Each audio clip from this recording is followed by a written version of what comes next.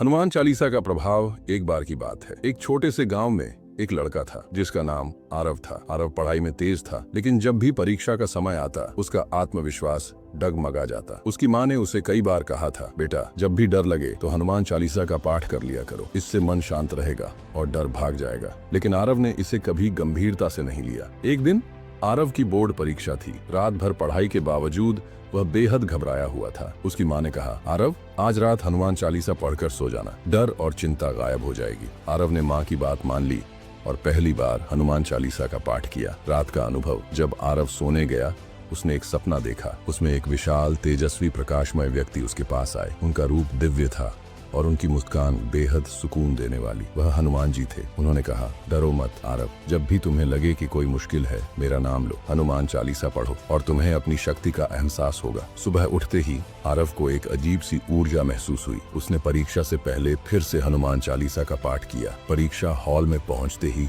उसे ऐसा लगा जैसे उसके सारे डर गायब हो गए हों। उसकी सोच स्पष्ट थी और लिखने में उसे कोई दिक्कत नहीं हुई। असली परीक्षा। कुछ महीनों बाद आरव के जीवन में एक बड़ी चुनौती आई। उसके पिता को एक गंभीर बीमारी हो गई। परिवार पूरी तरह टूट चुका था। आरव ने इस बार फिर हनुमान चालीसा का सहारा लिया। वह रोज पाठ करता और भगवान से प्रार्थना करता। धीरे धीरे चमत्कार हुआ। उसके पिता की सेहत में सुधार होने लगा। आरव का जीवन बदल गया।